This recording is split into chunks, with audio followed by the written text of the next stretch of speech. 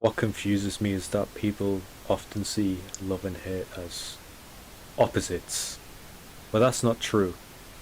They usually come together. To love something is usually to hate something else. I hate capitalism, for instance, but I don't hate capitalism just for the sake of it. It is because I love the people who are exploited by it. I love the people who are homeless. I love the people who don't know if they have a future. I love the people who commit suicide because of economic or social pressures.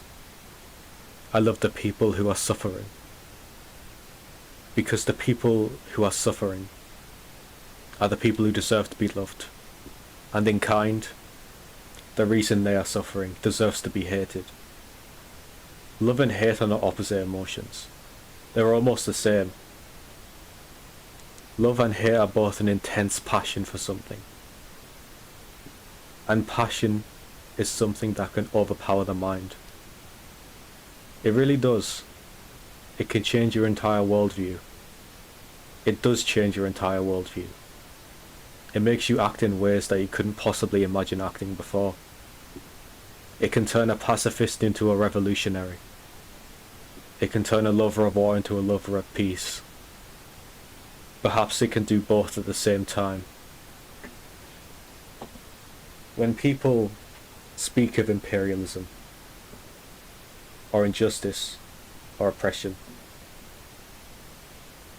they speak of the love that they feel for the people who struggle just like them. And the people who don't understand should be lucky. Should feel lucky, rather. Because someday they may understand. And that is the point. Societies prosper when we are empathetic, when we realize that the world is more than what is happening to us as people. My experience is not universal, neither is yours, and I think the best thing that you can possibly do is to explore the world with that mindset, because to believe that there is nothing to know and nothing to see creates the most miserable and empty form of existence. So yeah, love and hate are integral parts of the human experience.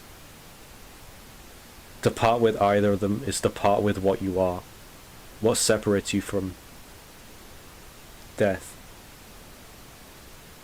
What is death?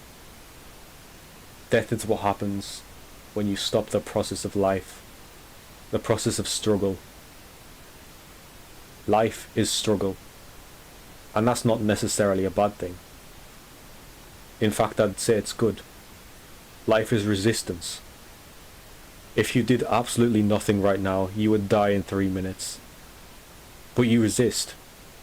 You breathe. You synthesize oxygen. And more than that, you bring something into the world that wasn't there before. Consciously. With intent. There is nobody who isn't important. And I want you to know how important you are.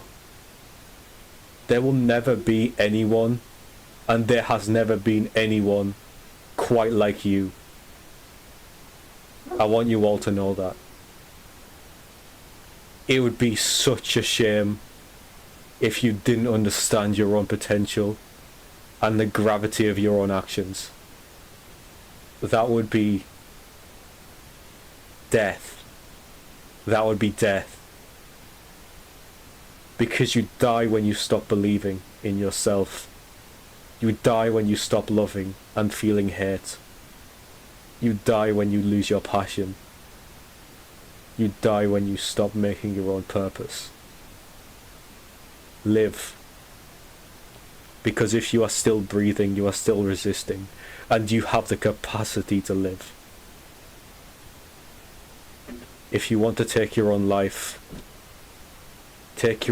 in a different direction. Take your own life to a place you haven't explored yet, because there are places that you have not seen. It would take millions of years for you to understand everything, and even in that time everything would change a million times over. no matter what's happening, if you are breathing, you are resisting. And that is something you should still be proud of, even if you feel that you are failing at everything else. Because the fact that you are still breathing shows that you have a capacity to keep going, to keep fighting. I'm sorry that the world has been so harsh to you, that you are not loved well enough, that you have experienced things from other people that made you question whether empathy is something that really exists. But true love does exist. Empathy does exist. It's in you. Please don't die.